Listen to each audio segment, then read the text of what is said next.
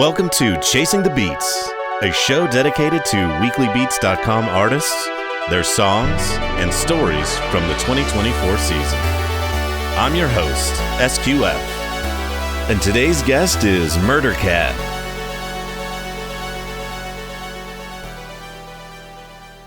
Welcome to Mrdrcat. Hello.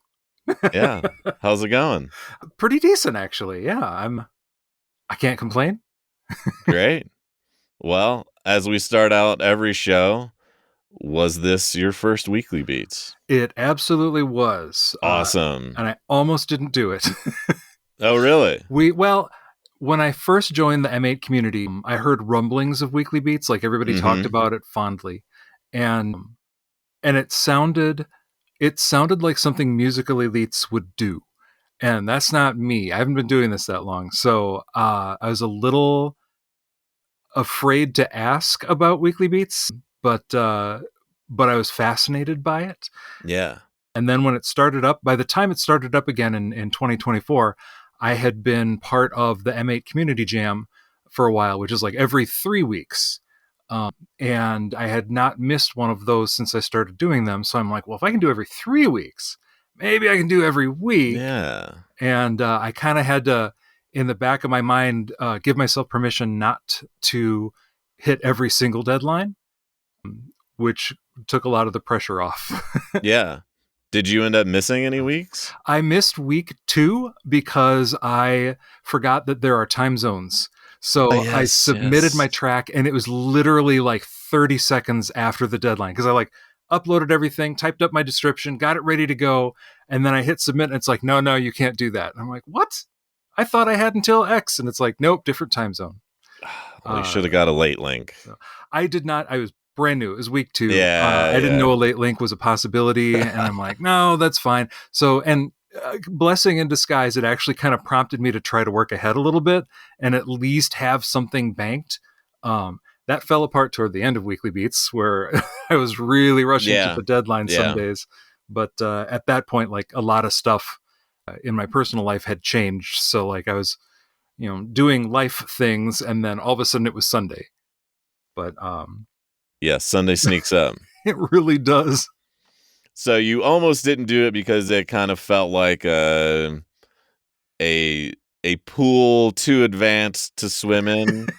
Kind of, yeah. It's like diving into the deep end. I wasn't sure if I could swim, and I'm like, the community is fantastic, and I have 2 regrets from 2024. Being the new guy and not exploring fully everything.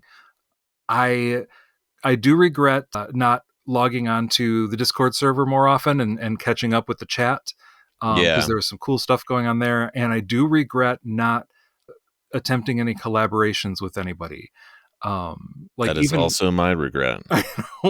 After Weekly Beats, I was talking to Paisley Frog and he's like, we should do a collaboration sometime. And I'm like, you are 8 leagues, ahead of me. I don't know what I'm doing. What can I bring to the table?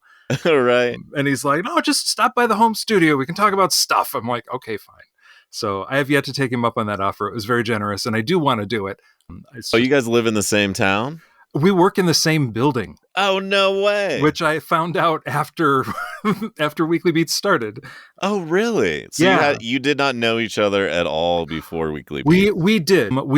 I was kind of tangentially part of his social group in college. We shared the same friends, but I kind of moved in different circles. So there's the Venn diagram of the 2 of us knowing each other. Right. And our paths have crossed a few times over the years, and he's always delightful. He's a really cool guy. And he would randomly post just for friends on Facebook whatever he'd been working on. And he's got his own server, so he just put a link to his server and he's like, here's what I was up to. And I always enjoyed listening to him because he's just good. And he posted something on Facebook and I said, hey, the light bulb went off a little too late. And I'm like, hey, we're a couple weeks into this thing called Weekly Beats where you can just do a track every week and submit it to the community. And he's like, oh, tell me more. And it was kind of, I think, his way of spurring himself to do more than just kind of sporadically release stuff. And I'm kind of glad he took me up on the offer because that meant an entire year of new Paisley Frog stuff. Yes, yes. And all the genres. Yes. So many. He's kind of like a modern day Renaissance man. He's like, he dabbles in everything and he's just good at it, which is disgusting. It is very disgusting, but Paisley respectable. Frog. And I see now he's getting into the M8. I saw that on the Discord. He is. I lent him. I have the Ed's Lab headless keyboard with the built-in Teensy, and I just got it because I thought it'd be a fun, easy little build that'll keep me out of my partner's hair for a while. But it's kind of a neat little thing since there's no screen or battery. I can throw it in my laptop bag and have an M8 that I don't have to worry about it being charged or breaking the screen or anything. Oh, that's cool. And I messaged him and I'm like, hey, if you're interested, I have this and you can try the M8 out. You want me to bring it to work? And he's like, yeah. So I brought it to work. He fiddled around with it and he's like, this is cool. I'm building a headless unit of my own. So that's awesome. What he's trucking on. Yeah, I had a headless unit and I sent it to JWH. So I'm still nice. Still poking and prodding to get him hooked on it, but he'll get over the hump eventually. Oh yeah. Yeah. So what was your musical background prior to Weekly Beats, or I guess prior to the M8? Prior to the M8, I'm late to the game all around. When I was in grade school and high school, I was in the school orchestra. I started out on violin and then got very sick of it because it's high school. It's the same songs every year, and was going to quit my senior year. And my orchestra director's like, okay, so we only have one cello. If I pay for your personal lessons over the summer, will you take them and come back as a cellist? And I'm like, okay, that sounds like fun. So he lent me one of the school's cellos, and the whole summer I took private lessons and came back as a cellist. Wow. It was a very easy second chair to make. But one of my friends was first chair, so that was kind of fun. And it was way more fun to play than violin. But then after I graduated, that was it. I didn't do anything else. Yeah. Until about 2018, a friend of mine brought in her monotribe. And she's like, hey, so I got this as kind of a rudimentary drum machine for when I practice. She's an actual musician. She plays in a couple of local jazz bands, and she's insanely good. She plays saxophone mostly. But she's like, yeah, it's just kind of a drum machine, but there was something wrong with it. She wanted me to check it out because I like tinkering. And I'm like, what is this wonderful thing? And looked it up online, watched a couple of videos, and I'm like, so you're telling me I could make my own beat boop music with just this box? And that's kind of what kicked me off on the hardware journey. I had dabbled a little bit in like the iOS apps and in GarageBand, but like I didn't really, there was too much. I didn't understand all the bells and whistles, but like the monotribe is it's a little black box with a bunch of knobs and switches on it. And I really liked it. Awesome. So that was your gateway drug into music making and like hardware based music making. Yeah, that was my gateway drug into hardware loops, because that's all I did was just the loops. And I tried to do improv, and I'm not fast enough. I don't think that way. Yeah. I have to sit there and weigh my options and make agonizing decisions. So I'm so glad I eventually found the M8, because that's kind of what it's for. It's more, you can perform on it, but in my brain, it's more of a deliberate kind of a compositional device. Yeah. And that's what I like about it, because like on something like, I did pick up an Electribe. I picked up a bunch of other random hardware kind of in my journey, like we all do in my journey, to try to find the synth for me.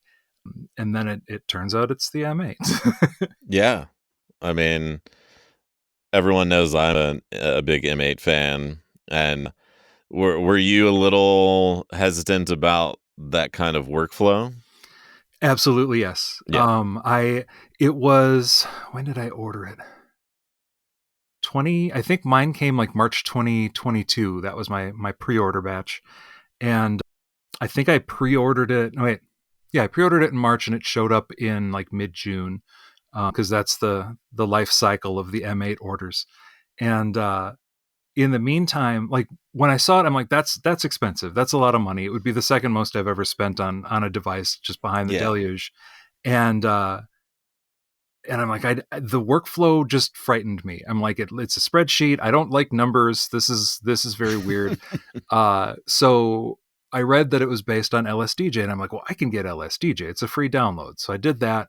I literally I demothballed my old DMG Game Boy and got a flash cart and tried LSDJ. And within an hour, the workflow clicked, and I'm like, this is amazing.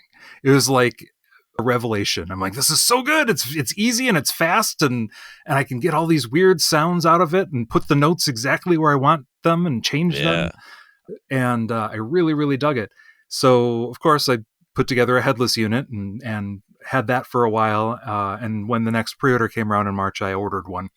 And of course I was on holiday, like states and states away, when it showed up in the mail. I had my headless unit with me. And actually that, is that the first, I think that was the first time I joined the community jam, or was it? Nope. My time is slipping together. It was 2021. So it was a year after that. I actually had the hardware made.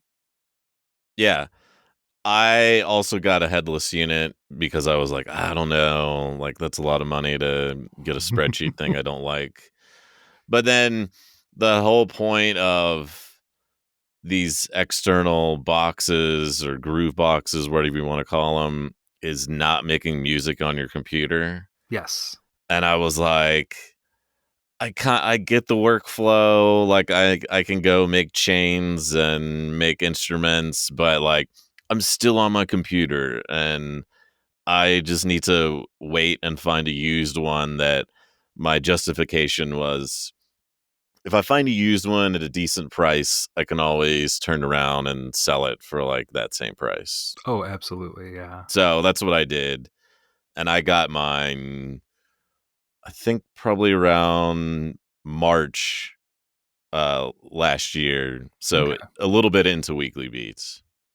And then that quickly became like my only Weekly Beats machine. Yeah. I keep trying, like I keep telling myself, since I'm really just scratching the surface of this machine. Like it took a while before I experimented with samples, because like the sample based workflow kind of blew my mind. I'm like, how can people do that? And especially like sample editing and using and like pitching things and slicing it, like that was all alien to me.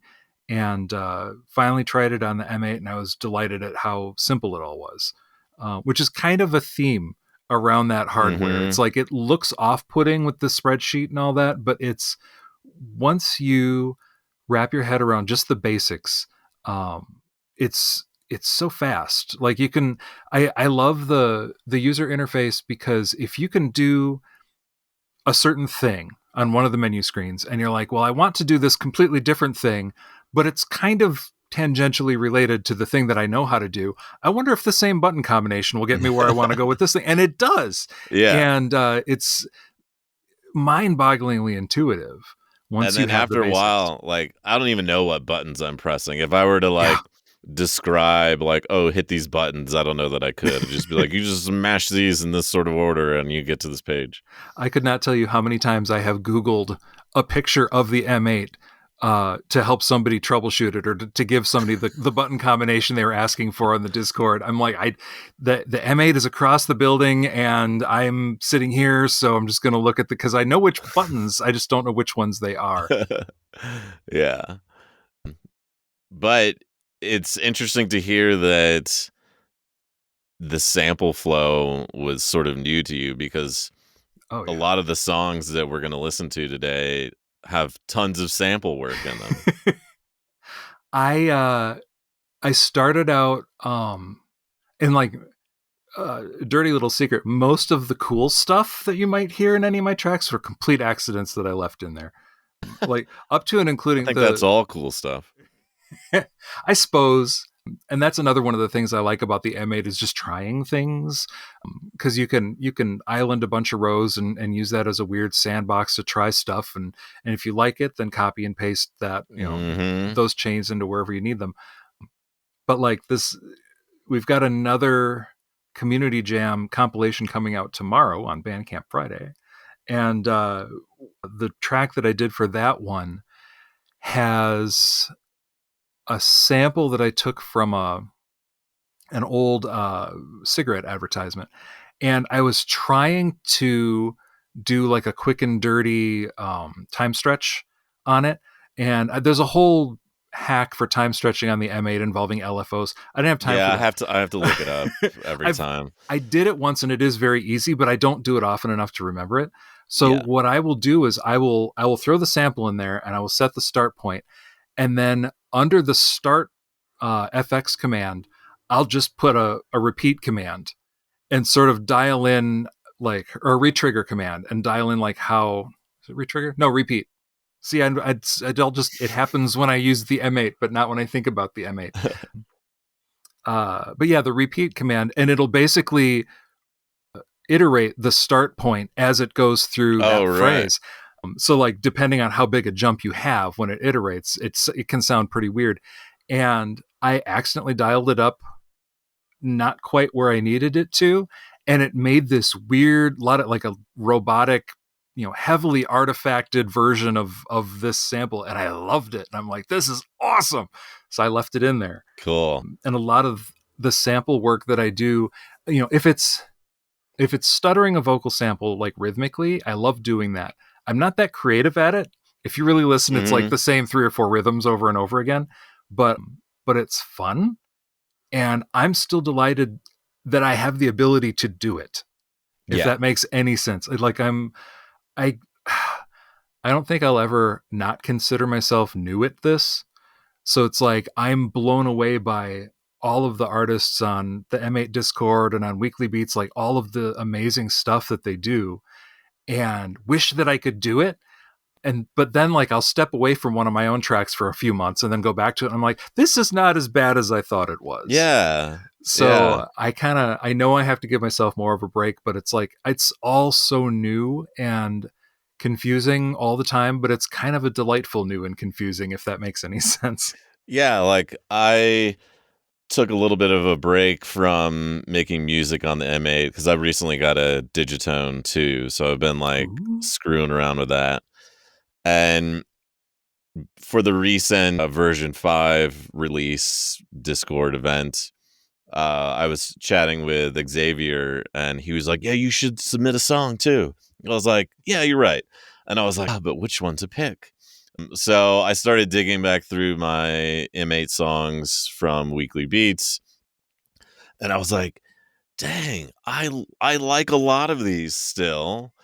And I'm like, I kind of miss making songs every week on this thing. Yeah. So I want to try to get back into some sort of rhythm.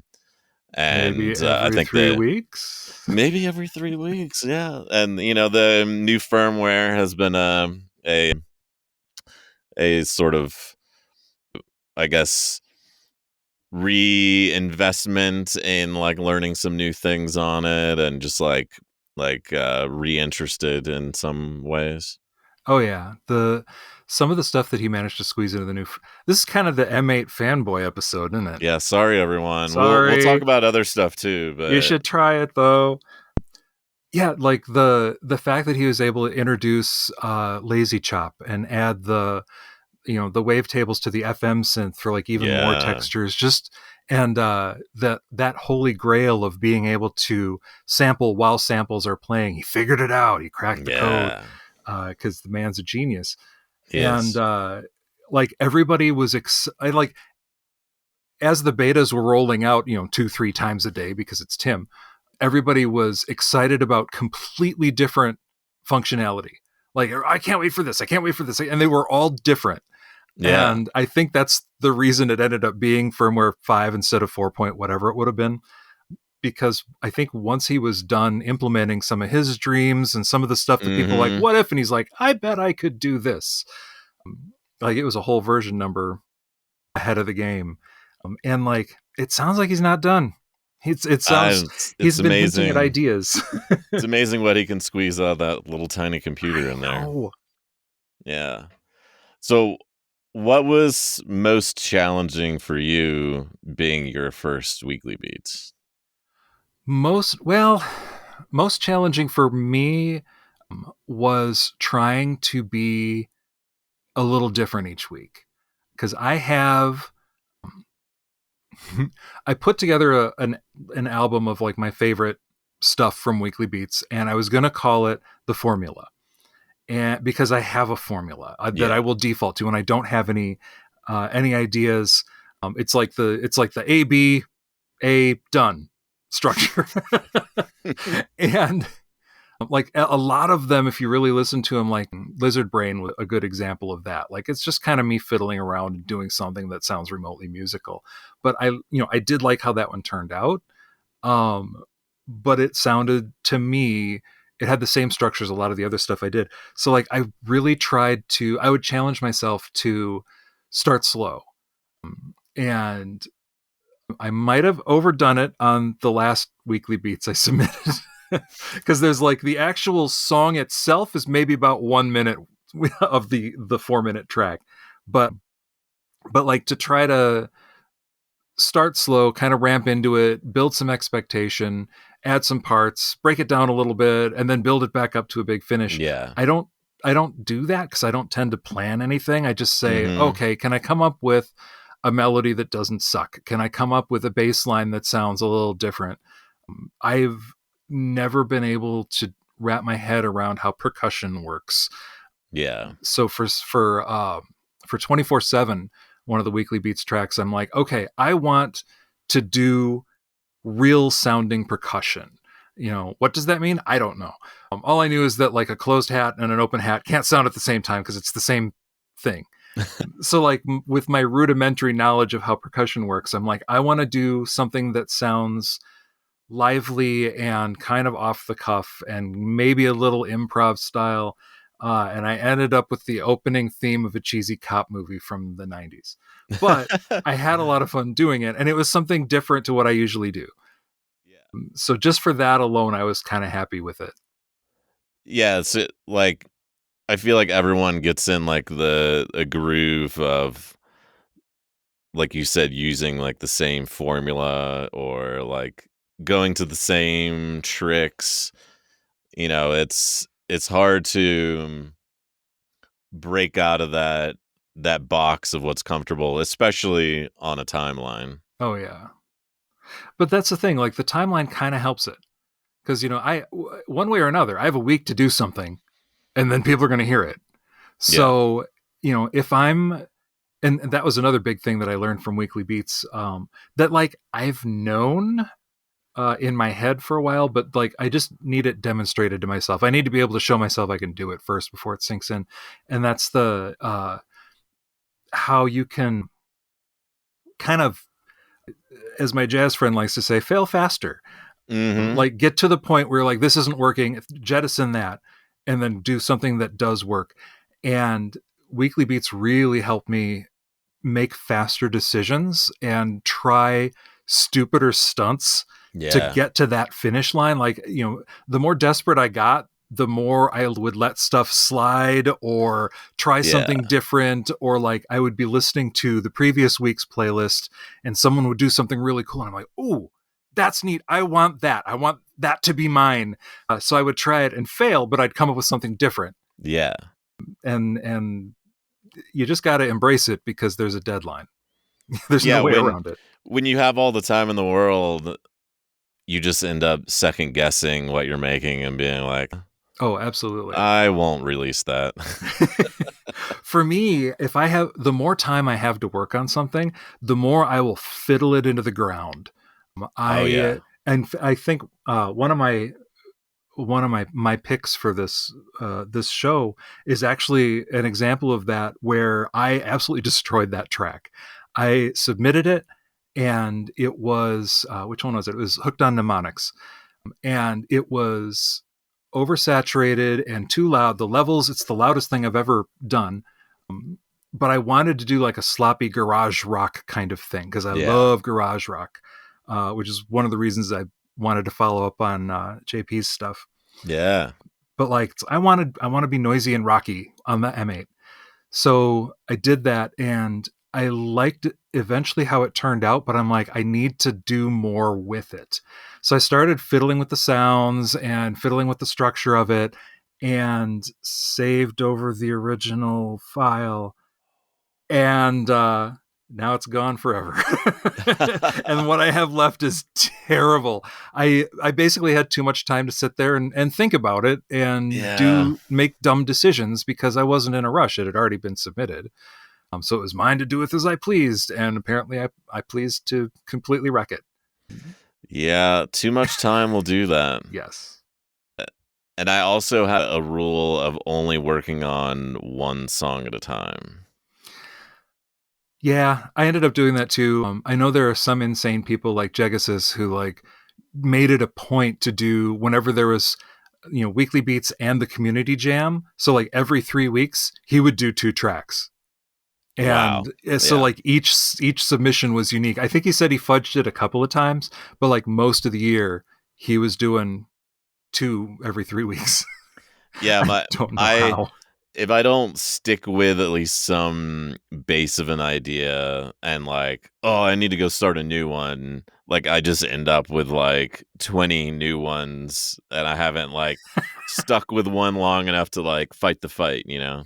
That's the thing though. Like if you have an idea, start that project. And like there were a number of Weekly Beats tracks where I would start something and it was terrible. And I would do the, deadline's coming up, gotta jettison this. So I would stop that, start something completely different. And and then that wouldn't turn out. So I'd start a third one. And then that Yeah. was eventually the one that made it past the finish line. But then I would go back, like I don't have any ideas this week. And I would go back to all these unfinished The projects and boneyard. be like, okay, so what has promise, And if I was down to like Saturday evening, it's like, okay, what's mostly done? Can I whip this into shape? And there were a few of them where I was delighted with what I found. Like what was awful before was like this gift bestowed upon me by my past self. And I was able to take that thing to the finish line, and they ended up being some of my favorite tracks. The one, it's not one of my favorite tracks, but another Happiness Assault, was like this relentlessly chirpy thing, and I had an idea for a melody, laid it down, did nothing with it for a couple of months, I think. And I went back to it a few times, and it didn't work out, and it didn't work out, and it didn't work out, and finally something clicked, and I was able to expand it into a submission. Not my best work, definitely part of that formula, but But it's still interesting to go revisit a throwaway idea oh yeah, and maybe change one thing on it or change nothing on it and be like, wow, I why did I throw that away before? there But I were guess the same thing's true for like finished songs where you go back and you're like, why did I like that? Like oh yeah, always like the like I'm working on something at night in bed and then the next morning I go listen to it, I'm like, I hope I still like it. Like I hope that idea from last night is like a keeper. Cause some mornings you're like, yeah, I don't know what I liked about that. yep. I've had a few of those. Luckily for me, the more often than not, it's something where there's a kernel that I can save, or Yeah. it's like, oh, it's not bad, or And the nice thing about having that boneyard, like you called it, is that you can go back and you're no longer attached to these projects. So it's like this was already rejected. This is already. I know this is not good, but what if I do this? And it's easier to do the what ifs because you're not really concerned with ruining the thing that wasn't that good. Yeah. Or I can clone it and change one part of it and just keep Yeah. cloning it and changing different parts and seeing what happens. Thanks, M8 workflow. Yeah, I mean, that's really the beauty versus working in a DAW, I feel, is working. I guess that you can still do MIDI in the DAW, Mhm. but I just feel like it's so easy to go like click, click, and boom, I've got a whole new part of this song, and I can go like mangle it, and if it turns out terrible, I just like delete that block. Yeah. Maybe I have kind of been eyeing up Logic, just because some of the tools that Paisley Frog uses Yeah, the are fascinating. session. The session musicians, like, I could really expand, but like, do I want to? Like, would I know what to do with that Ferrari? No. I would, drive it into a bridge post and destroy it. Like, I wouldn't know. I can't handle that horsepower. But You can sample it. yes, that's true. Actually, one of the things that, and I'm blanking on who did it. Well, there were a few submissions that used synthesizer V for vocals, and and there was one submission where I could have sworn it was a real human being singing, and it was not. So I looked into it, and I actually downloaded the demo and the free voice pack and tried it out and got something passable. So I'm like, do I want to have to write lyrics on top of all this other stuff? But like, as I'm finding out, the more I learn about, music production, the more I don't know about music production right now. Like, since Tim put the fine tuning controls on the limiter in the M8, like, I don't know what I'm doing with that thing. I used to just kind of crank it up until it buffed off the peaks a little bit, and then that was that. Well, now I have all of these controls, and I can very rapidly make a music sound like mud. But I don't know what I'm doing. And it's like, with Logic, with Synthesizer V, I can learn it. Am I patient enough to spend the time to learn it? Probably not. But like, the community has been able to like introduce me to all sorts of, not just the software and other instruments, but like, people will talk about their process and, I like to do this, or I use this synthesizer, but in this way, or, like, oh, I can't, I'm blanking on his name. Your first guest. JWH. When I was listening to the JWH podcast, I had heard his stuff on Weekly Beats and I liked it, but like, I didn't, for some reason, like, he kind of slipped through my grasp. Like, he didn't stick until I heard, your episode with him. And I'm like, this is really, really good stuff. And like, some of the ways he was talking about recording and, approaching it, I'm like, I wonder if I could do something like that with the way I make stuff. And like, in people's submissions notes, they would talk about their process and, I like to do this because it gives it this kind of thing. And I'm like, that's cool. I should try that. Yeah. And like, even if I shouldn't try it, it's like, it's this revelation, like, so that's how it's done. I has a knowledge now. Yeah, I was actually asking Xavier, because he's big into like the music industry. I was like, what do you do with this new limiter feature? Like, how do you approach adjusting it? And he was like, oh, well, I usually just do like a really long release and then adjust the level, the attack until I like it, and then bring the release, like, so it seems like a very subjective thing of like, I don't know, fuck around with the settings, and if you like it, go for it.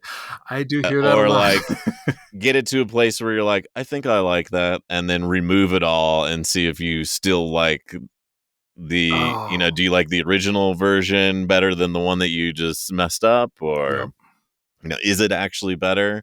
Because like, the longer you listen to something, you kind of are like, I kind of like it that way. Like, going back to try to change instruments on an old song because you think like a new instrument might be better, or like a different synth. You're like, I don't know. I've heard the old way for so long. I kind of like the old way. I am so happy to hear you say that, because that is me. Was that Xavier that was talking about building up a song and then just removing everything that the song could do without? I believe so, yeah. I need to internalize that. I need to do that too. Because my stuff tends to be overly busy and fatiguing. And like, I know it is. I very much know, what I'm producing. But I need to dial myself back and like really get analytical like he was talking about and say, okay, in this part of the track, you can't even hear this synth. Yeah. It doesn't need to be there. And then there's me listening back, and it's like, no, I heard that one note cut right through the mix, like right here. The whole part's staying because I like it. Because I spent hours fine tuning this part. It has to stay in the track, and it doesn't. The whole track would sound so much better without it. But I'm too precious with my babies. Yeah, I mean that's definitely a good one to keep in mind, and I feel like a thing that I want to work on in songs going forward is being able to delete a lot of it and have it still, hold true. Yeah. So someday. Yeah. So along with you, I want to do more collabs next go around. Awesome. Delete more stuff. Is there anything else that you want to shoot for next Weekly Beats? I want to spend more time on the Discord, like kind of getting to know the other artists. I was kind of a ghost there. I would check in, but like I wasn't there all the time, and the conversations keep winding because it's Discord. And I was just kind of, I felt like an interloper. I just kind of didn't feel like I had quite earned the right to be there and being part of that conversation, which I also kind of feel on the M8 Discord, because it's like everybody there is very smart and they know what they're talking about. So people will ask a question and it's like, well, I could answer that question, but I see that Impbox is typing, so I'll just let him handle that. Yeah, question. he's So got it's it. like Got it. someone else knows more than I do and can give better advice. And I'll tend to ramble or I'll second guess myself, and it's like, no, I'll just make jokes. That'll be my thing. Is I'll be the jokey person. Yeah, chatting with people in the Weekly Beats, just forum chat is nice, but I really have come to enjoy getting to have some more varying conversations, not underneath one song on Discord. And, like, I don't know, I guess getting to know the community better. So I wish more people were on the Discord, because there's some people I've been trying to get in touch with for the podcast, and they're like impossible to find now that everyone has left the town, if you will. It's that weird ghost town with the tumbleweeds going through. Yeah, it's like, oh, there's only the Discord people left that are still talking. Everyone else is taking a vacation. So I do like the Discord, but I also understand that Discord is maybe not for everyone.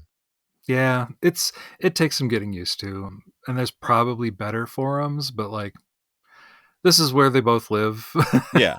So, but I've never felt like in the M8 or Weekly Beats Discord that I didn't belong. Maybe true. I was afraid to ask a dumb question early on. No one ever wants to get the, did you even search for the answer, bro? I don't think I have ever seen the acronym RTFM on the M8 Discord. People just answer like the same, and I've done it too, like the same very basic, I just got my M8 in the mail and it's not turning on. What do I do? Well, you have to plug it into power first and then it'll turn on because it's in ship mode. Oh, okay, that was dumb. It's like, nope, we have all been there. And I think that mentality is what keeps me in both the Weekly Beats and the Dirty Wave Discord, is because everybody is very helpful, very generous with their time and information. It's easy to ask what you would consider a stupid question, and like several people will step up and help out. Yeah. Like I've seen people post like really strange workflows where they're like pushing the M8 past its limits, and they're like, yeah, I'm doing this and I want to do this and I need this effect, but I'm getting this instead. What's wrong? And like, Mikey 303 is on there going, all right, like, let's tackle this. Send me a bundle. Yeah. We'll figure this out together. And they'll spend a couple hours, trying to figure out the best way to get what that user wants done. It's amazing. Yeah. Both great communities, Weekly Beats and M8. Absolutely. And this is my happy place. I do like hanging out here, even if I'm not as vocal as I might be. It's just nice to kind of see what everybody's up to. Yeah. Well, should we get into the music? Sure. Give me something else to talk about, I guess. The first one we're going to play is Hooked on Mnemonics.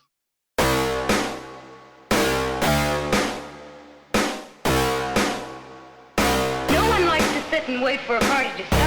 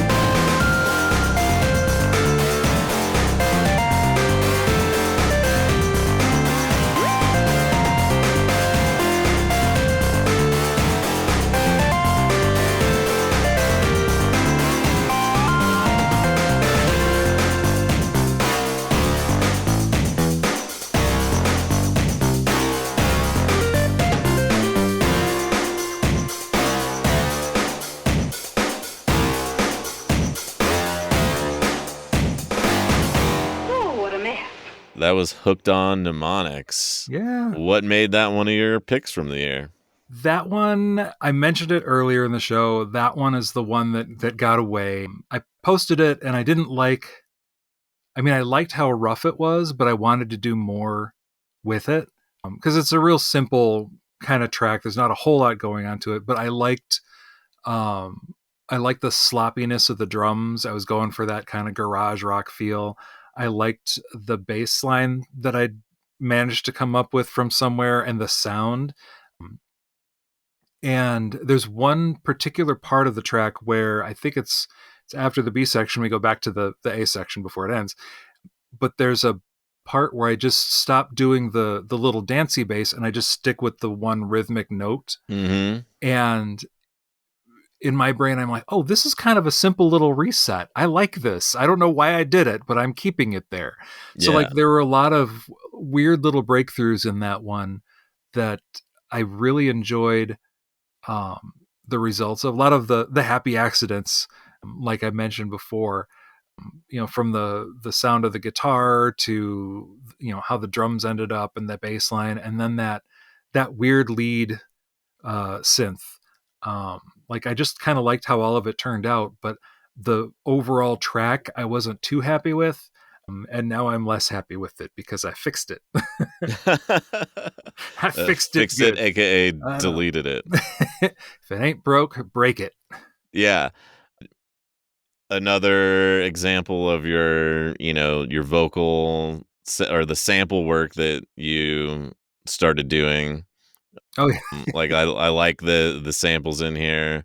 and it just has like a great little groove bounce to it. It's like it's a solid tune. The stuff what I want to do, and this is, I like listening to pop music. Not necessarily like like top 40, but like just bubblegum pop. I love power pop. Just the major chords, jangly Yeah. guitars. 3 chords and you're done. Someday I hope to have 2 chords in my compositions, and I will work my way up to the third eventually.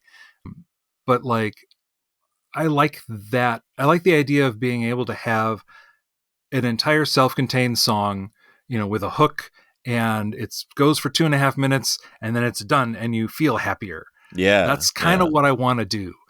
So like, I try to approach things from more of a melodic standpoint. Like, I want to do melodies. I want to do, upbeat, catchy things that, you find yourself, they get stuck in your head. Yeah. And Compiling these, you do write a lot of like happy, fun songs. good. I try. It's good to hear.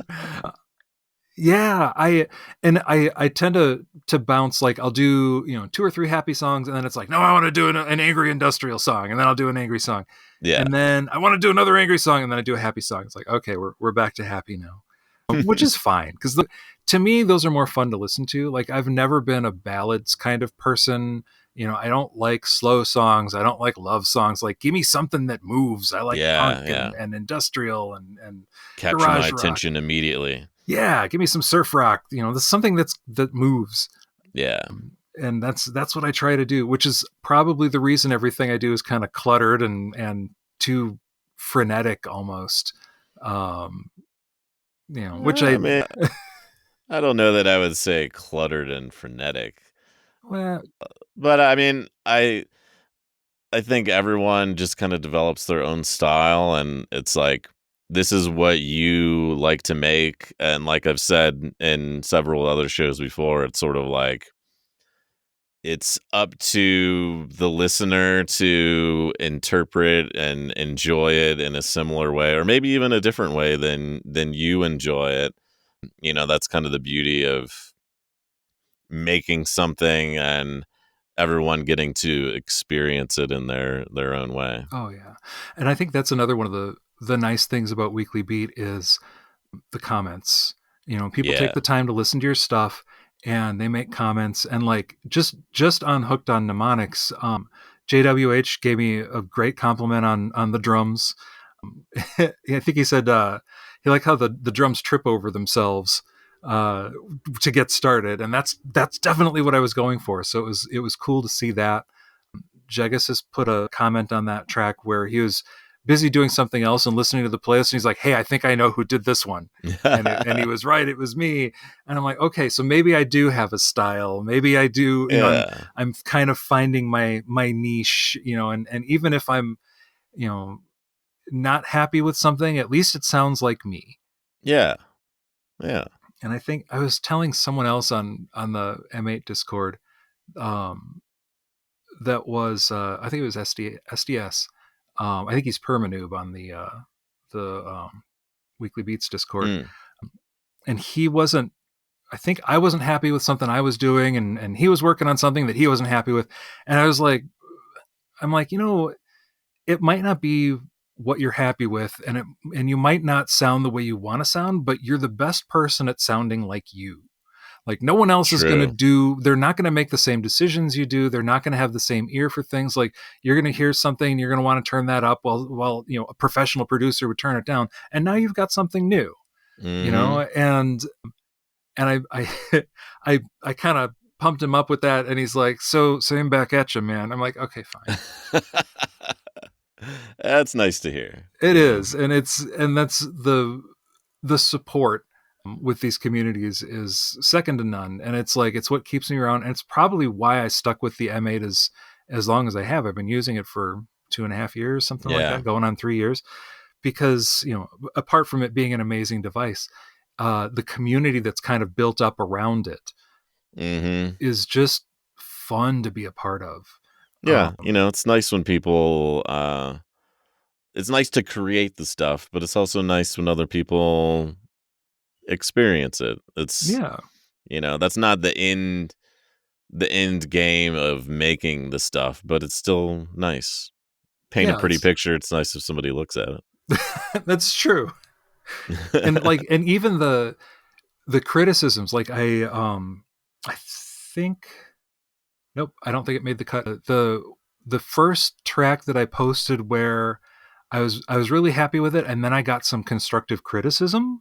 Replicator posted on Stained Glass Eyes. He's like, hey, so this sounds really cool, but I think it would absolutely kill if you put in a kick and snare after this point. And he put a link to his SoundCloud where he had taken that chunk of my track and just dubbed in what he was talking about. I'm like, you're absolutely right. This is exactly what this track needs. Cool. So I went back to the M8 and added that part, and that absolutely, I'm like, good, this is amazing. And that track was the first one in Weekly Beats where I'm like, okay, I think I might actually have made the right decision. This is going to be good for me. Yeah. Because anytime somebody's like, well, I think, there's one track where I did where somebody's like, yeah, the ducking is a little much between the kick and the bass. And I went back and I'm like, yeah, they're right. But, I was rushing to meet the deadline. But now that I had that nugget of their suggestion in my brain, I could go back to it and listen to it kind of through their ears and be like, okay, so with that in mind, I can fix that. Now let's listen to it again. What else might somebody pick out that I can maybe improve on? Yeah, it doesn't always help you improve, showing your music to your mom where she's like, that was great, honey. We're going to pin this song to the refrigerator. That was great. It helps to have some this would make it better. Absolutely, yeah. All right, we're going to move on to Let's Judge Children. Oh, no.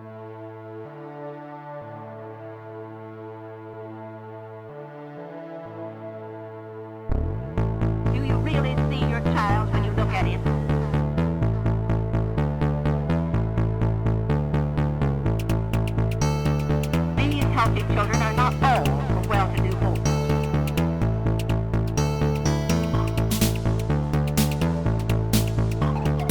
Small, bold, beautifully developed genes get her exercise.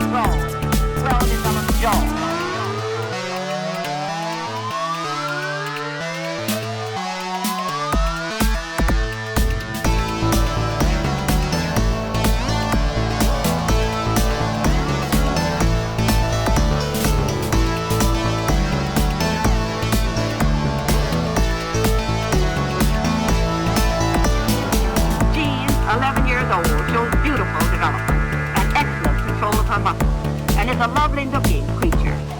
Don is a thin, wiry type. He has well-shaped knees. He stands on straight legs. He has beautiful feet with small ankle bones and fine arches. Straight toes, not kinked under like some of them. He has good muscles and uses them well. And not just that, look at her broad chest and fairly flat tummy. Those you just had a hint.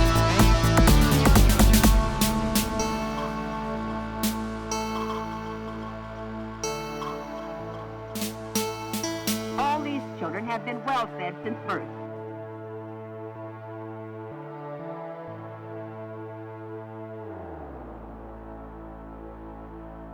All right, that was Let's Judge Children, and I love the title. Yeah, that's the PC version of the title. I had originally titled it The Children's Meat Market, but like that had some trafficking overtones, and I'm like, no, I'm like, oh, this is really funny, and then my brain said it out loud to myself, and I'm like, no, now I've got a really sour feeling in my stomach. I can't do that. But like, oh my goodness, if you have a chance, the short, it's on archive.org. It's a public domain short called For Health and Happiness. And it's an old newsreel where this very stern lady who sounds like she doesn't want to be doing this and hates everything is basically talking over a lot of weird footage of like children running around in shorts on playgrounds and like playing around and everything. And she's like picking individual kids out and describing them. I didn't really edit the content of her voiceover much at all for this thing. And she's, and she's like talking about them like they're livestock for most of this short. And finally you get to like the last fifth of the short. And she's like, here, you don't have to be rich to feed your kids well, so they grow up strong. I'm like, oh, that's what this is about. I thought you were literally just judging these poor children. But she's no, like, look how well fed they are. Yeah. And like the last line, I think, is all these children have been well fed since birth.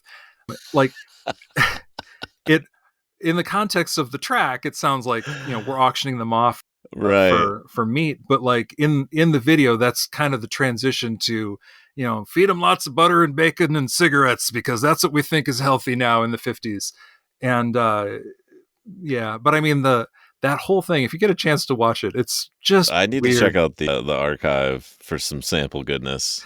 There are so many, I can not recommend it enough. There are so many videos, like old newsreels, and I started out poking around the Citizen DJ project, which I think was someone else's recommendation somewhere in Weekly Beats, which is all stuff that's been selected from the Library of Congress and kind of curated, and people are invited to come in and sample it and remix it and do stuff with it. It's all available for everybody to use. And it's all, government newsreels that have always been in public domain or things that have lapsed. There's a little thriller that came out, I think, in 1972 called Die Sister Die. And I sampled a lot of the dialogue from that thing throughout the Weekly Beats year.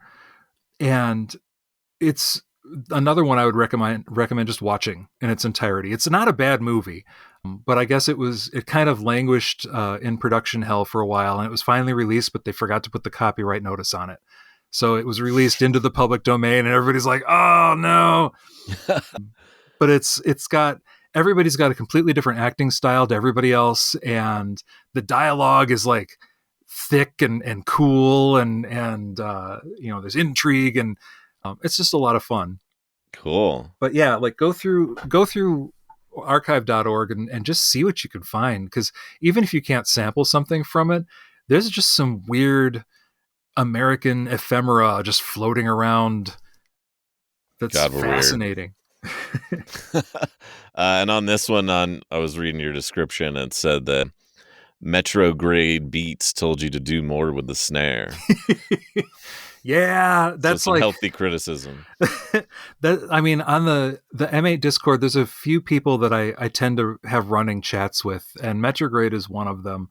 And he'll post stuff that he's working on, and I'll post stuff that I'm working on, and we'll kind of give each other honest feedback. It's like, oh, I think this is cool, but this is a little samey, or you could punch this up, or you could get rid of that, or you could change this.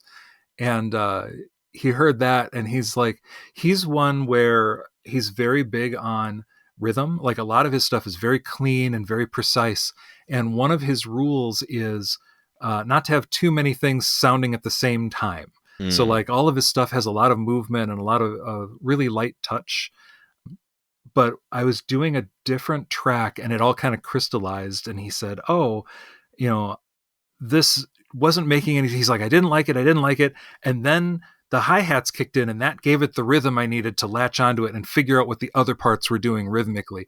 So I think he he needed something a little more involved with the percussion to give the track that backbone. He's like, do more with the snare. And, apart from him being absolutely correct about that, when I do the M8 projects, the last thing I iterate is the percussion. Oh, interesting. I don't know what I'm doing. So it's basically, I'll do an intro, like a little percussive intro thing, and then it's literally the same chains over and over again for the entire track, just so I kind of have a metronome and I can build the parts around that. So if I get to, the Weekly Beats deadline and I haven't had time to mess with the percussion, it's going to be the same chains for the entire track. Unless I have an idea, but that's rare. Man, I've been there before. I don't always, I'm not always the best at adding variation. Yeah. But I usually start out with like some sort of loop I like with some variation to it. But, there are some songs where I'm like, try to go add in more variation, and I'm like, it doesn't work. I kind of like like some songs I feel like need the like you said, backbone to like drive it forward, and then some songs it's like, yeah, maybe things should be a little bit lazier or unpredictable. Yeah, well, I mean, there's a use for everything. Like whatever style you've got, there's going to be a track that's going to need that. And like you don't have to go crazy with different, percussive designs and like, all this variation. Like sometimes you just need the cats and boots or whatever you want to throw under it to give it that rhythm so that people can follow the rest of the track, like what you're doing there. But like, yeah, the variety is something that I usually introduce after, like, I think I've finished the track, and then I've started exporting it and throwing it on my phone, and then I'll loop it on my way. I have a 20-minute drive to my job, so I'll just loop that thing in the car, and by the time I get to work, I'm usually very frustrated with half a dozen parts of that track. Like, I gotta change this when I get home. So I pull into the lot and I'm like, all right, taking all the notes. I have to do this. I have to do this. I have to do this. That's great. That's where a lot of the tweaking comes in, is because, I've forced myself to listen to it. And it's like, no, this cannot stay this way. Yeah. It needs to change because it's That's a really good nuts. process. And it's good for mixing too. Cause like when you've got a bad car stereo and road noise and whatever else, and you're kind of distracted, it's like, geez, I can't hear this part at all. So it's like, what happened to that instrument? Or why did I not notice the hats were overpowering everything? Which is one of my issues. It's a different perspective. Yes, it's like I need to at least cut this reverb on the snare down to nothing. All right, we're gonna hit office gossip now. Office gossip.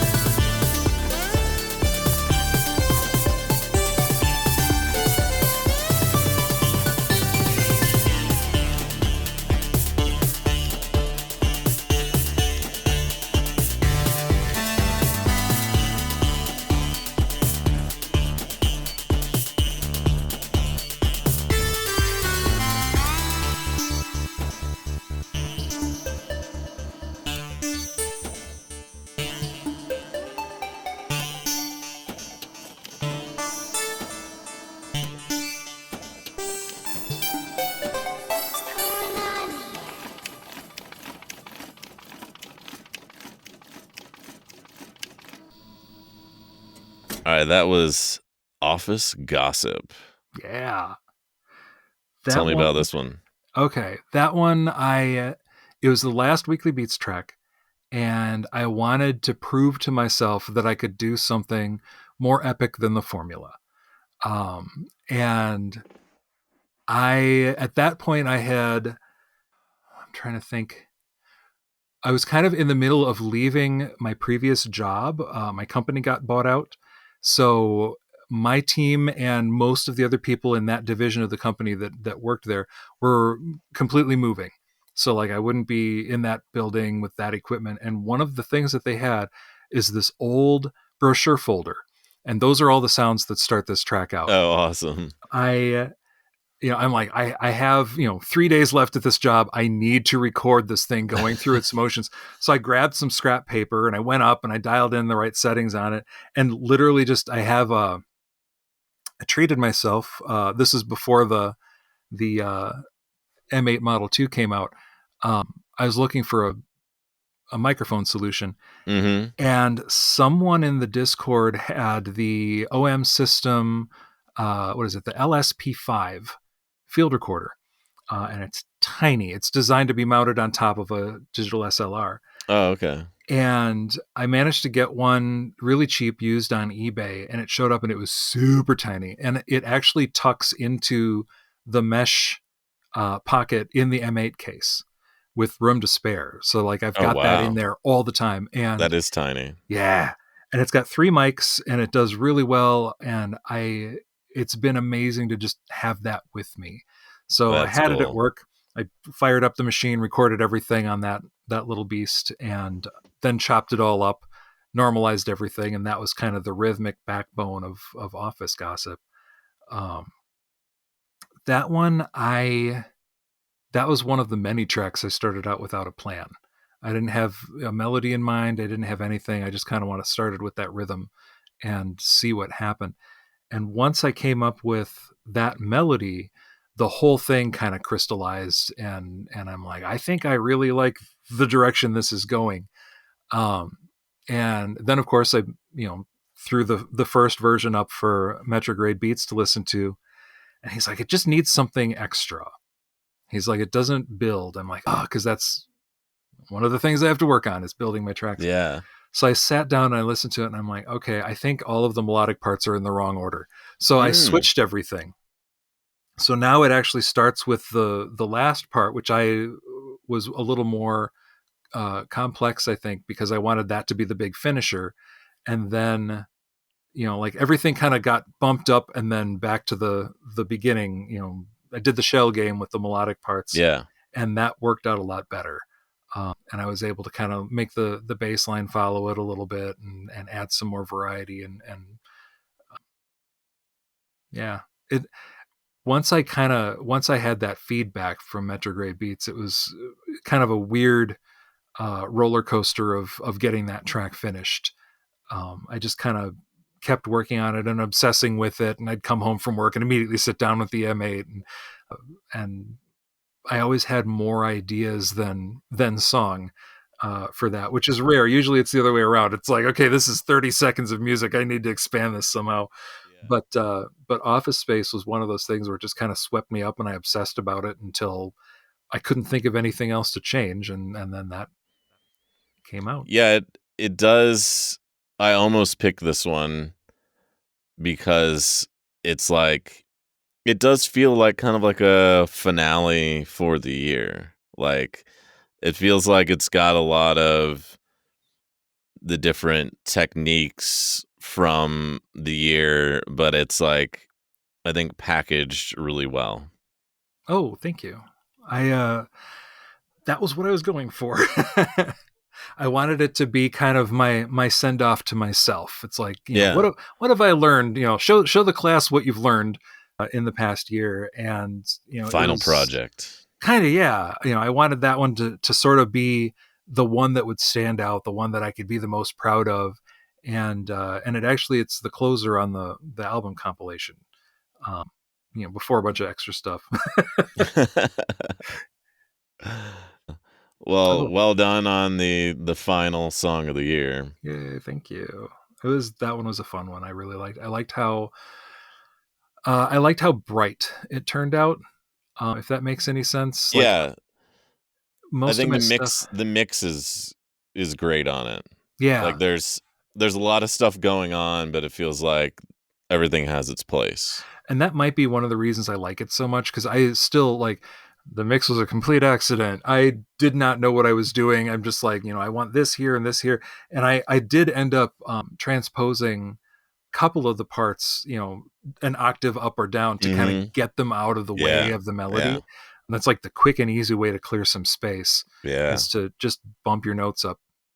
But yeah, I was really happy with how it turned out. And that I actually started writing some lame lyrics to use with Synthesizer V on that. I've got, I think, one measure of lyrics sung to that melody. Oh, awesome. And it's super cheesy and no one's ever going to hear it. Well, maybe you'll revisit someday. Maybe.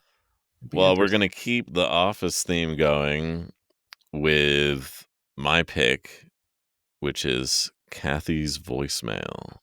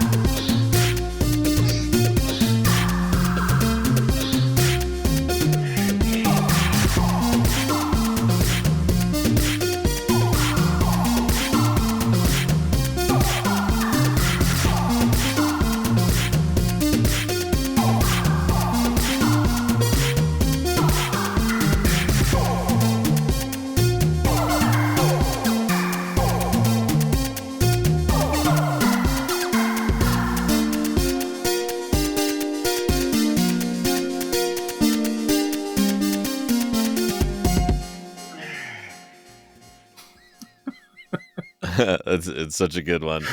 So this one, I would say, is the pinnacle of your sampling for the year, because this is all samples from one voicemail. Like every sound.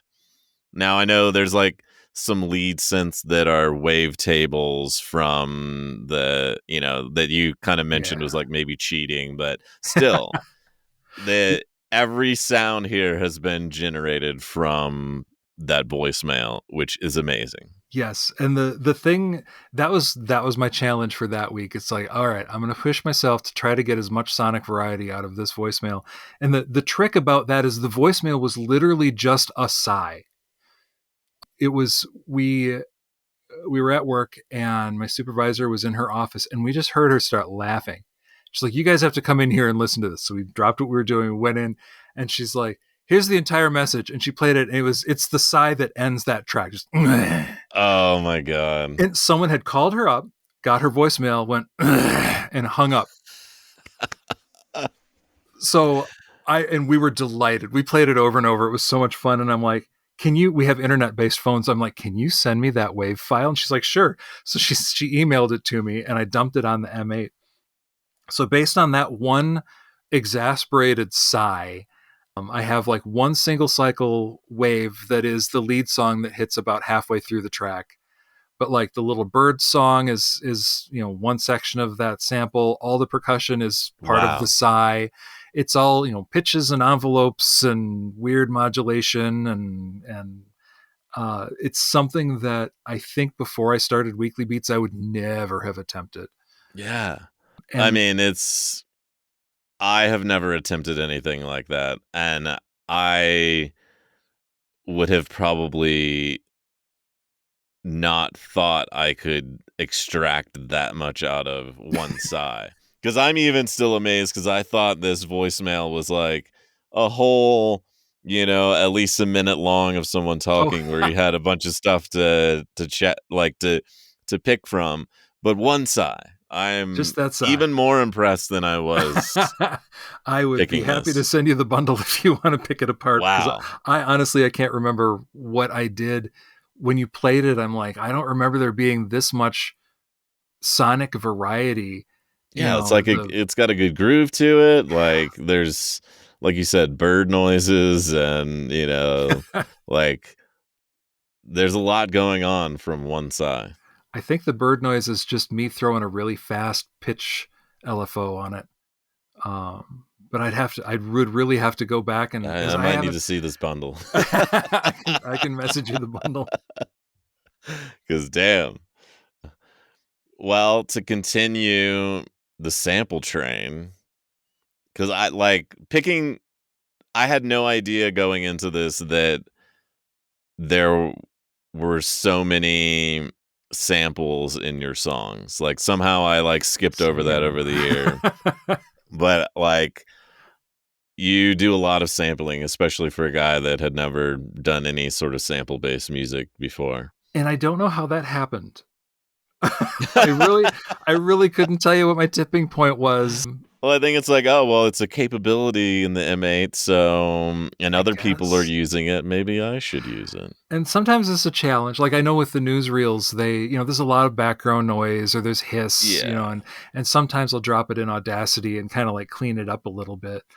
But sometimes you can just dump the whole wave on the M8 and just use the filter to kind of narrow down to a certain frequency, and then that's your thing. But like there are so many different ways to modulate everything on the M8, and I think I was still a new M8 owner, but it was after I'd purchased it when Tim came out with a firmware update that unlocked all 4 modulation options to do whatever you want. Because before it was 2 envelopes and 2 LFOs. That's what you got. And he did his magic, and now all 4 modulation options were, you can do all 4 LFOs. You could do, all envelopes. He introduced the ADSR envelope in that rollout, because it was just, I think, AHD, Attack Hold Decay, before. So there was just so many more ways you could take one sound, like a sigh, and make it and mangle it, dance. Yeah. Maybe that's why I kind of embraced sampling. It's like, this is what it sounds like now, but what can I do with it to make it not sound like it does? I'm gonna make a whole song out of this sigh. I would recommend that exercise to anybody. Yeah, I need to try it. All right, so next up is Technical Wizardry 443. More samples. Yeah, as I said.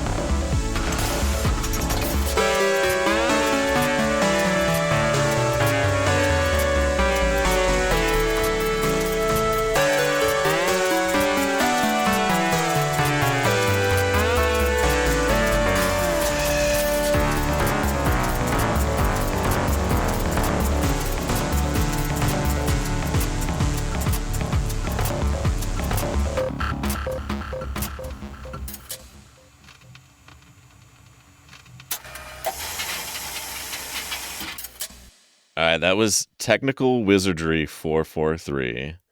And for everyone out there wondering where that sample came from, that is a vintage jukebox, like a record Yes. jukebox. It's a Rockola 443. It holds 50 records, giving you 100 songs, because B-sides. Hell And yeah. right now it's playing very slow, so I have to crack it open again and see what needs And to be adjusted. record some more samples while you're in Absolutely. there. That one, it's built around its whole startup sequence. I basically dropped the Zoom H6. There's not a lot of room in there, but I kind of tucked it in a corner so it was right in the middle of all of the workings, and punched in. Basically, I turned it on. So the first thing you hear with the ticking is the fluorescent lights coming on.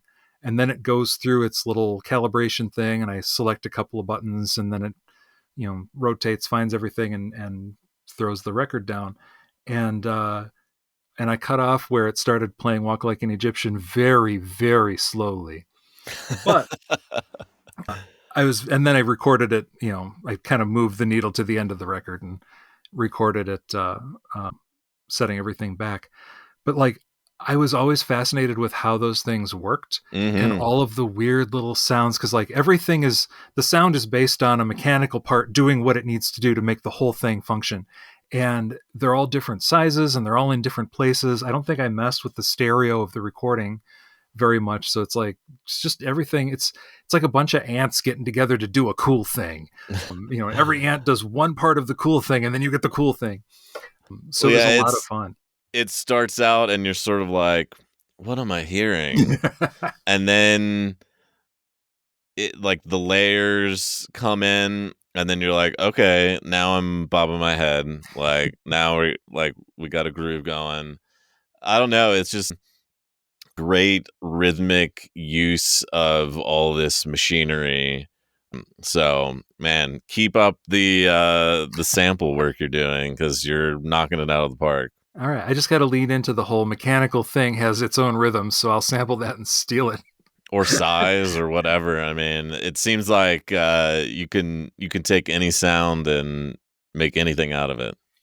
That's kind of the fun of it, though. It's like, Yeah. this is a cool sound. What other cool things can it do? How can it add something? And one of the things that I really liked about this track and Office Gossip is the machines have their own rhythm, and it's not like a metronome. They're not doing music. They're not trying to keep a rhythm. They're doing their job. Yeah. They're doing what they were designed to do. So, especially if you're very lazy when you chop the samples, like some of us are, you get like, a little bit of a, extra space before or after the sample. And then, so there's a lot of slop built into how these rhythms are put together just based on user error or, whatever sounds cool next to it. Chance. Yeah. And like sometimes I'll put together a rhythm and it's like, okay, well this would sound better if this sound was here, so I'll like move stuff around. And it's just a lot of it's like a playground. It's a little sonic playground that's just kind of fun to experiment with. And hopefully at the end of the day you get something that's a little toe tapping and catchy. But yeah, that one was I enjoyed that one. I enjoyed putting it together. I don't listen to it that often, and I don't know why. Yeah. No, I like it. I mean, I do think that, like you talked about before, your sort of formula for arrangement and breaking out of that, this one feels like it's out of that formula, or it feels like it's like a really solid arrangement where it really feels like a journey through the music. Yeah, and I don't know how I did that. I remember being really proud of myself. I'm trying. I remember being proud of myself for that one because it broke out of that formula, and I was able to build up that beginning with the mechanics, like it's just the straight sample, and then suddenly it's a rhythmic, version of that sample, and then that neat bass patch comes in, which I don't believe is mine. I can't remember whose it is. And then like as it coalesces into something that's more regular. You can build a song out of that. And I think that was one of my first attempts to build something slowly and then, get to it. And it gets to the melody still pretty darn fast. But then at the end, I think the original version of it, it just kind of, the melody went and then it ended. And I don't know where I came up with the idea of like going down the scale. But I ended up doing something else. I can't even remember how it happened. And all of a sudden I had the thing go, and I'm like, oh, that's kind of neat, and then I'm like, I'll do it again. It was neat. Go back to that well. What's the worst that could happen? But yeah, I was really kind of happy to be able to break out of that formula and do something a little different that, again, it sounds bright, and most of it's because of the crispy little samples. But like, yeah, I was very happy with that one. Yeah, so you should I don't be. know why it fell off my radar. Yeah, well, it's back on now, and on other people's radar. I guess, yeah. I guess I probably should put out another album one of these days. Well, we are nearing the end. Oh no! And my final pick is Cloud Hopping. I picked Cloud Hopping because I was listening back through, and I was like, God, this is very Beach House. And then I looked at the comments, and I had commented the exact same thing. And see, you're consistent. Yeah, I'm very consistent, and this is very Beach House still. And it's just so different from a lot of your other songs. Yes. But I love it.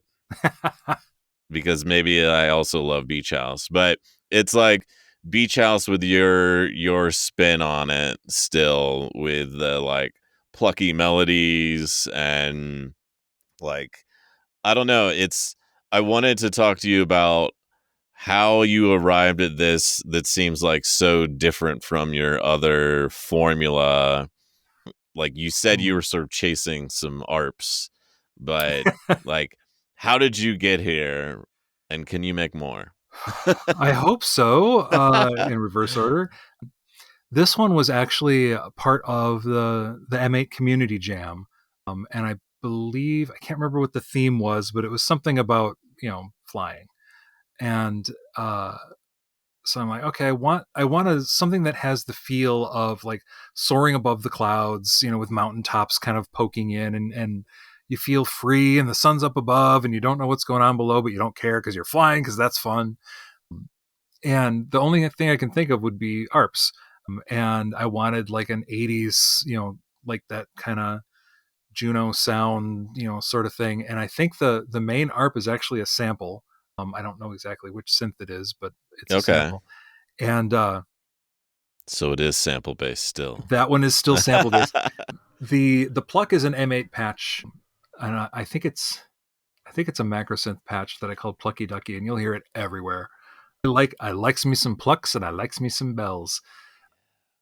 But and the nice thing about plucks and bells is they really cut through a muddy mix. So if you're having problems with your mixes, do those. They soar above. They do. But yeah, and the weird thing about Cloud Hopping is it was a lot of technical issues that I had to solve along the way. You know, mostly being the M8, like each track being monophonic.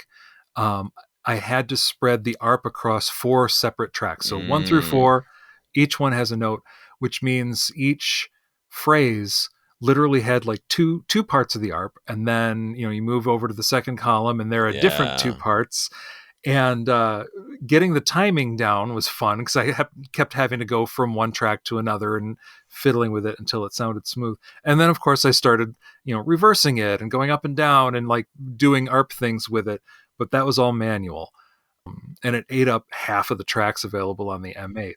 So that's one of the reasons I ended up using the hypersynth with the sub bass on it for the, the first, I don't know if it's a melody or a counter melody. I don't know music things, so I just kind of do stuff. I'm not going to correct you on anything. But but like that gave it some low end, and then the pluck came in to kind of soar above everything else. And the optional challenge for that community jam was soft percussion. So like you couldn't have a hit. So that's why like it's like the sort kick of like that heartbeat kick. Yeah, the heartbeat kick just has this really slow attack on it, and everything else does. That one actually did make it on uh, the album, um, which I eventually called Conform because I couldn't nail the cover art for the formula.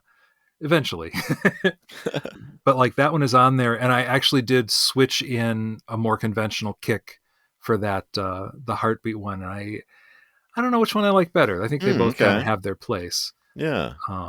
But like this one already existed, the other one didn't exist, so it was a tweak that I could live with. I didn't completely wreck it like I did Hooked on Mnemonics.